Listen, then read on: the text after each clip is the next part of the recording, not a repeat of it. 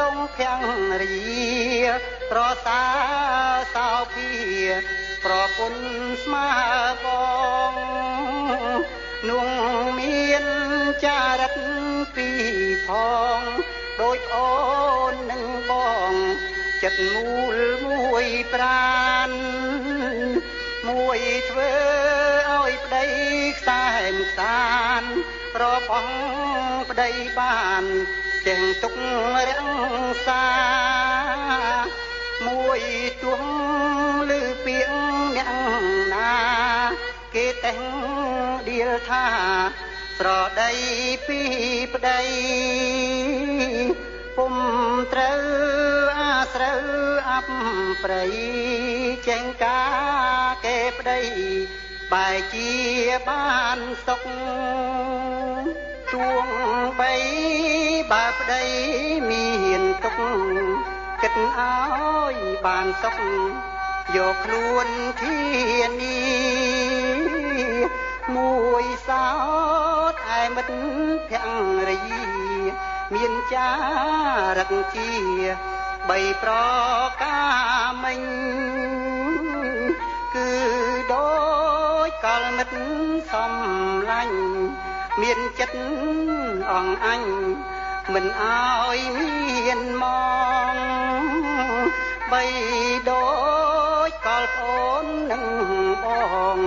ប្រាំងយូរលងហងទើបមកជួបគ្នាមានចិត្តប្រតិព័ទ្ធមាំងមីបិទបានជួបគ្នាមិនអោយមានមកមួយមានមាយាទកន្លងទួងឃើញប្រុងផងមិនលៀងចិត្តទៅរីទៀងភរិយាนุ่งកើក្នុងមៀតត្រាត្រូវប្រពន្ធខ្ញុំប្តីចារឹក8ប្រការថ្មីមួយចិត្តខ្លាចប្តីក្រែងប្តីវាជេប្រុងចិត្តការគិតខ្មាំងគេមិនអោយប្តីជេបន្ទងខ្លួនបានទួងប្តីខឹងក្រៃប៉ុន្មានមិនចេះហៅហានឆ្លើយឆ្លងតមាត់មួយទួងប្តីนุ่งកាយក្តាត់ខឹងដល់វាយវត្តជាចោដងតងមិនហ៊ានឆ្លើយឆ្លងរំលងតតំទៅផងក្រែងលឺគេឆ្ងាយមួយចេះប្រដាប់រៀបបាយប្តីដើរចិត្តឆ្ងាយមិនហ៊ានបរិភោគអត់ចាំទុំរំប្តីមកជួបជុំទើបយកបរិភោគផងគ្នានាងឯងហៅទៀងភរិយាសម្ដេចភគវីទេសនាប្រង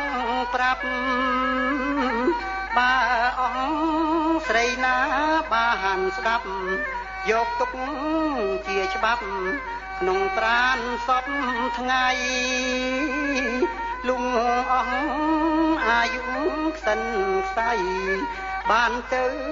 កើតអីទោះសិតសួនាយនឹង